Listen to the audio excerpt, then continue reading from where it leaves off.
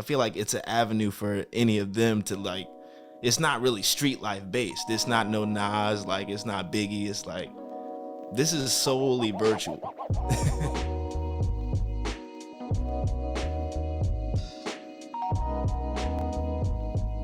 What's up, y'all? My name is Alan Sheriff, aka Alan the Sheriff of all things innovative, and this is the ATS Podcast. You see, here on the ATS Podcast, we talk about all things science, technology, and psychology related, and it's my hope that I'm making the world a better place, one new episode at a time. Everybody, thank you so much for joining me again today on this podcast. We are going to be asking the question, will AI musicians have an impact on the music culture? And today I have two awesome guests that are joining me on my podcast today. We have a host today for the podcast. His name is Gio. How you doing today, man? I'm doing good, man. Hope everybody out there is doing well too. Awesome. Happy to have this man on. I had the opportunity of playing him in Mario Kart at DC Block Party, and I gotta say, it's real competitive. We're gonna play again later. And then we have another guest today on the podcast, my man Jhalen Smith, hailing from Gaithersburg, Maryland, local DMV artist. How you doing today, man? I'm doing pretty good. Not too good at Mario Kart, I'll tell you that. Don't worry. We gonna train you. Don't worry about that. But now I'm so happy to have these guests on my podcast today. Let's go ahead and jump right into it. I want to give a little bit of background first. So everybody's been talking about this new AI thing called FN Meka. It's basically an AI proprietary technology that was created by Anthony Martini and Brandon Lee. And guess what? That thing got dropped by Capitol Records. And this was like 3 days after this thing was like, signed to the label, because obviously it received a lot of backlash because a lot of groups, a lot of activists felt that this thing was a racist caricature of a hip hop artist, and everybody didn't like it. It was just extremely uncomfortable. Nobody liked this thing. So today we're going to get into it and kind of, figure out what exactly they were thinking, trying to create this thing, whether or not there's going to be more of them in the future, and how much of an impact this is going to have on the music industry. So I'm really happy to be discussing this today. Let's go ahead and jump into it. Jhalen, I want to start with you. Just right off the bat, look, man, what were your thoughts on this thing? Like when you first saw it? Like, did it freak you out? Like, I'm gonna be honest, it didn't really freak me out in any way more than just the fact that it's like a video game character that's being allowed to rap now. So the first idea that I thought of was how the NFTs and how artwork has been playing in the space in general, and how any artist can create a new persona at any given time. So this is one of those artists.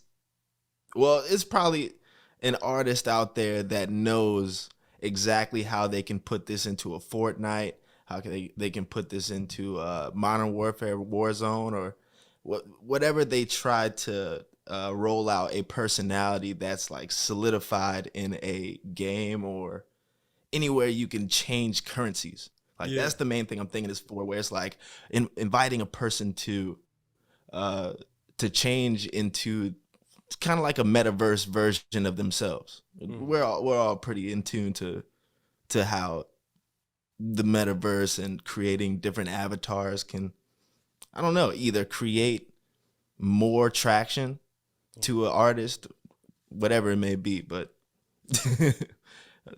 same to you. What are your thoughts on this?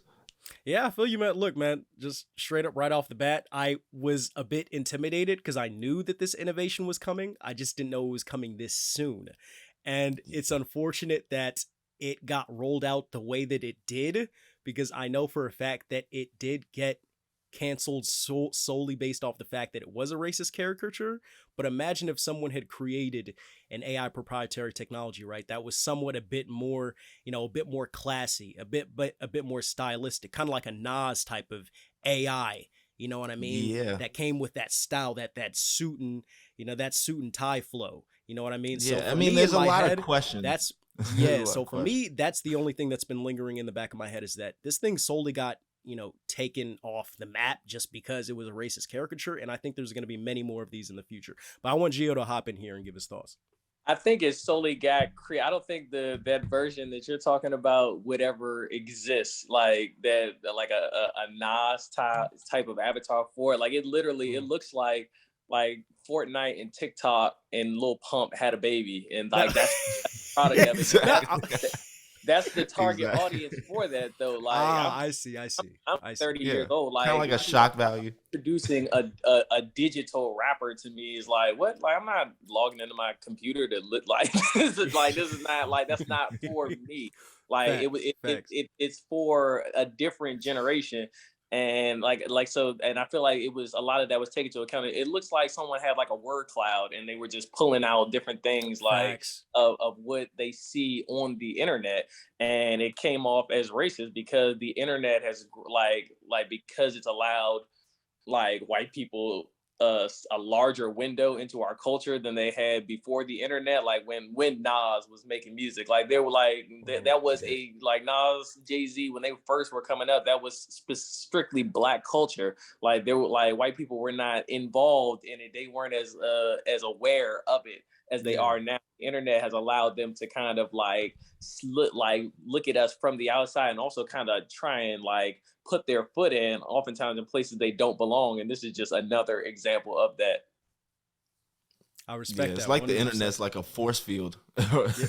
Like they got like an Yeah. actual protection around them for any of these ideas that they give off. They can throw them in the ethers and just Right. the It's just fact like they that got a little an they're putting all inanimate object can get dropped from a label. Like, this is not even a human being. Like it it has is. no feelings. It can't cry and be like, what am I gonna do for my family? Like all my family is virtual. I got virtual kids with green hair. I'm He's losing his mind in The Sims right now. like, hell, somebody get me out of here. Nah, he's gonna be fine. I've seen some of his videos. He has that hibachi Bugatti and what else? What That else? doesn't even sound real. That doesn't even. It wasn't real. He's got That's a the whole thing. lifestyle. He does. But I wanna step away from the racist caricature real quick because I think I wanna kind of turn this conversation in the direction of whether or not this was a healthy innovation. And I think that's the reason why I say that I think that more AIs like this will be created in the future. It's not so much that this racist caricature was what I was imagining when I thought that they would create AI artists. It's just that I think that in the future, and what they honestly should have done from the get-go was create an AI that was that had a bit more of a healthier look. You know what I mean? More socially acceptable. That's why I was thinking kind of like Nas or like, KRS-One, some of just like artists that they can use their AI technology for to produce lyrics that are a bit more sensible, and are a lot more socially acceptable and create a healthier look. So I just want to pose the question to the both of you. Was this a healthy innovation? Do you think that these AI musicians will have a significant impact on the industry if you do believe that more of these will be created in the future? So Jhalen, you can attack it first. Well, I'll even attack it from the audio engineering side. I want to know, because just questioning, out loud, if they have a plan on like a text to speech that's so solely based, like you can just type in lyrics into like a whatever database where it creates this voice and anybody can submit lyrics into this FN Meka character. And it's like a contest every time where it's always a hive mind going at it, where it could be female rappers that songwrite for this FN Meka, and it creates a platform for new characters that get created along the way. And even like clothing brands, where I've seen a lot of clothing brands get started off of just putting their logo on these characters online. So the healthy side of it is no one getting really like hurt or like say there's a virtual concert coming up. I'm not gonna hear about like someone getting beat up in line or anything like that. This is all strictly virtual, in my opinion. Like it's not one of those things where you're like, I'm paying for tickets to go to this venue to see FN Meka. It's clearly virtual. I can go up there. He's about to be on Roblox, or he's about to be on TikTok live or Triller live or whatever it may be. It's strictly, kind of like a hands off. All the production is hive mind, like a group of people are deciding what this person says based on a 6ix9ine character or anybody that I feel like got their start on a game platform, headset driven, that kind of thing, where they were just playing the game and they celebrated by rapping lyrics, or they already had beats playing in the background. I feel like it's an avenue for any of them to, like, it's not really street life based. It's not no Nas, like it's not Biggie. It's like, this is solely virtual. You're not gonna hear about FN Meka getting shot or gunned down or anything like that. So I think that's where they're looking at. You know, the child aspect of it, where you're not gonna be like, this just in, FN Meka gets, you know, robbed of all of his chains and jewels. Like, everybody's gonna be like, what are you talking about? No, that's exactly what happened. But go ahead, You're Gio. not hear it yet, but trust me, though, them storylines and all that stuff. Oh, it's like it's coming. Like, and it's crazy because I do think that the technology has positive applications, but I don't think it would ever be used in that way, because it's obvious that it was created strictly to be able to cut out the middleman of the artist, and to just for these people to be able to make more money without having to pay. They already struggle to pay. I won't say struggle. They refuse to really pay artists what they truly deserve. And it's really an attempt to kind of eliminate that whole problem. If I create the artist, then I don't have to pay him anything. Like, this is all, like, all this revenue is strictly mine.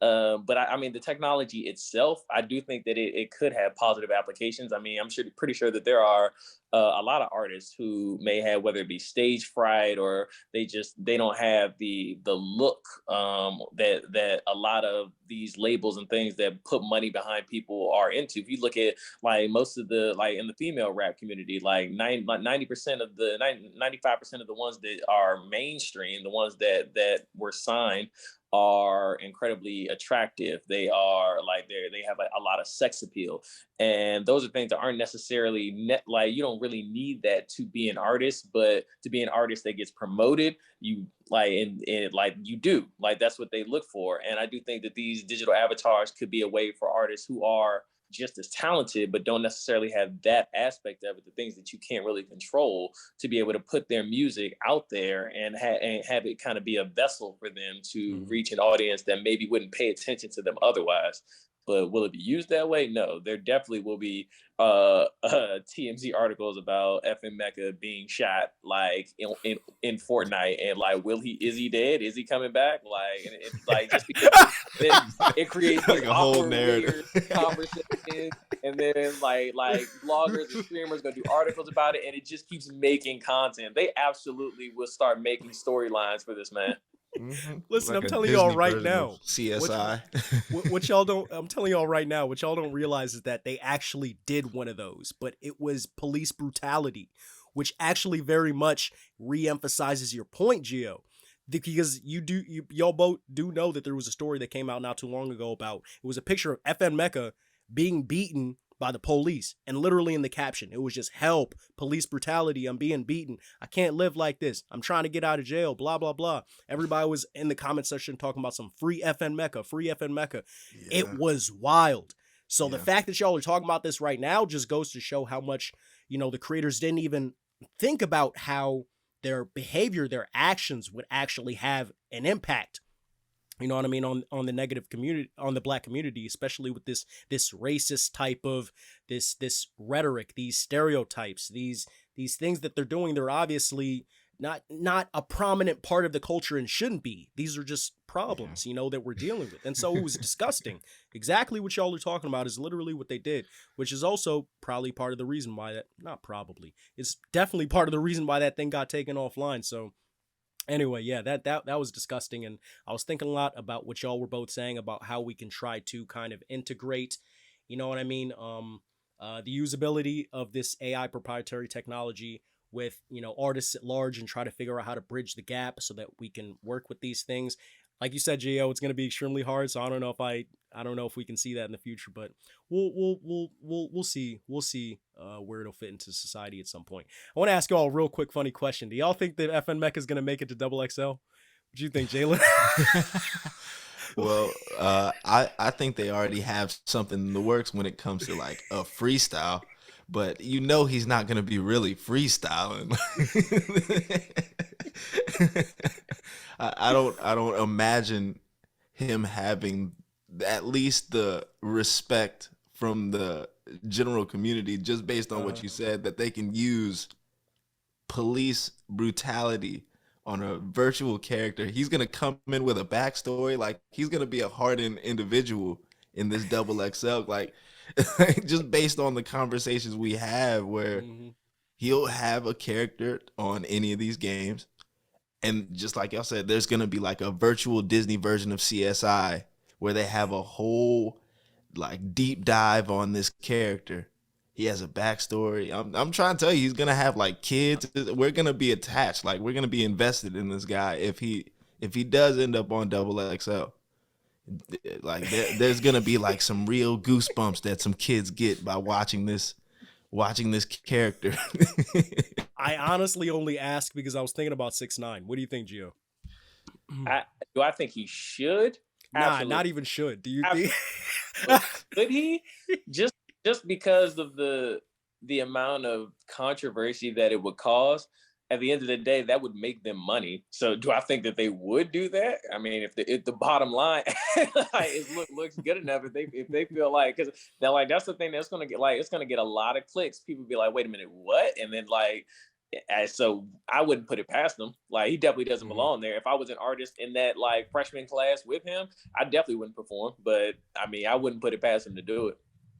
It definitely puts a lot of pressure on anybody that didn't grow up with avatar creating software. Like I can't help but think about those old free online games where you can go in, create your own character anyway. Kind of like a, what is it, Toontown or something like that. Mhm. Like if one of Dang, those characters throwback. had a rap career, like I can't imagine, but I could see a kid getting like attached to this character, and then soon finding out, oh yeah, that's ran by a real person, or that's ran by like 7 people in this room, and I get to meet this. It's still one of those things where you can pull back the curtain on a child and be like, it's not real, don't worry, but you're gonna be inspired to do something with this character, like hopefully safer than rap careers beforehand, like no double or triple X Tentacion stories,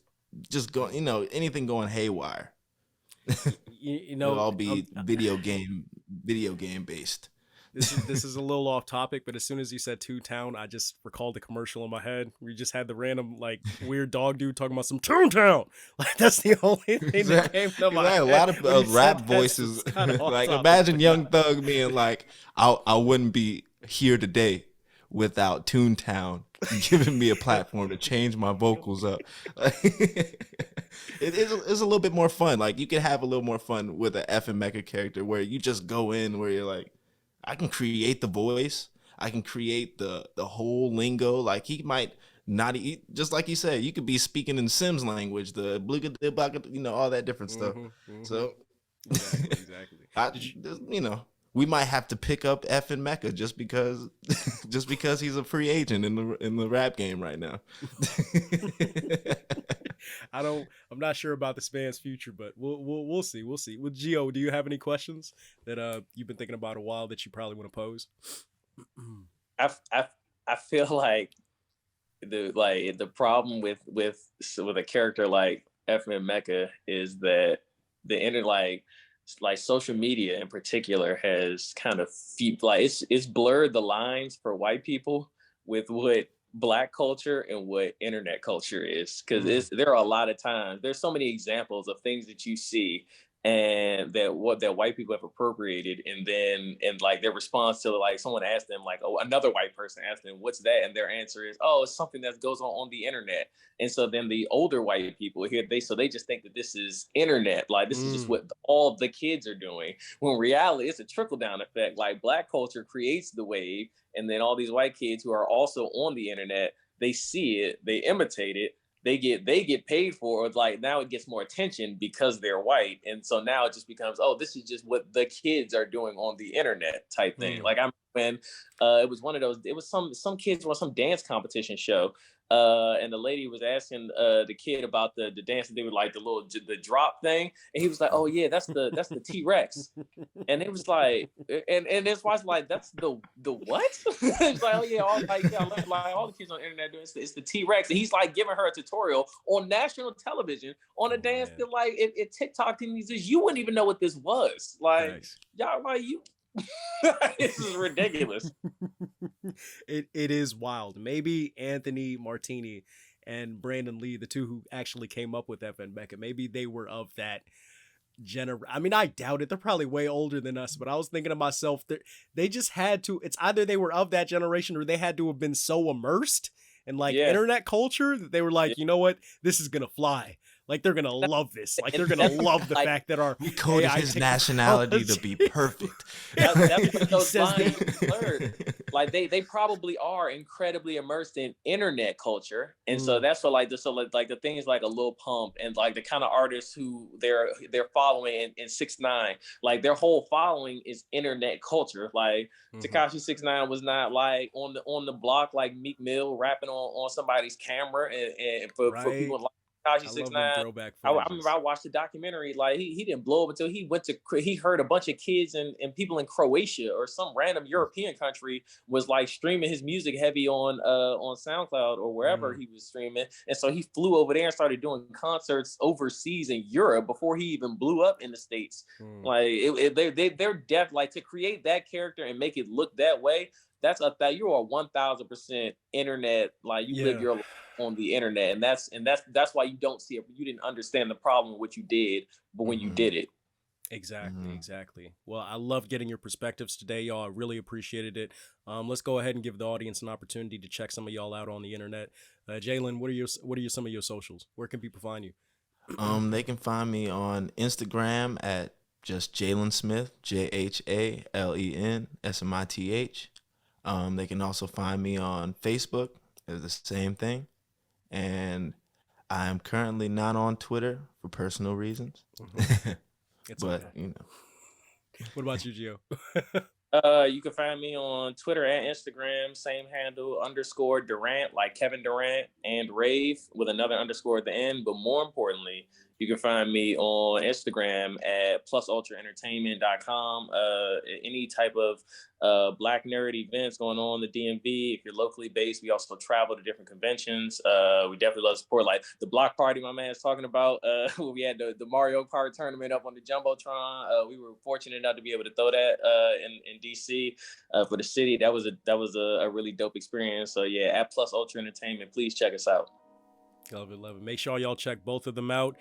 Loved having these two on the podcast today. Awesome, amazing perspectives, and I can't wait to have them back on at some point when we see FN Meka make it to XXL. But I'll definitely do a follow-up episode. Definitely do that follow-up. I'm gonna have to get a feature. I'm gonna have to do something. Oh snap!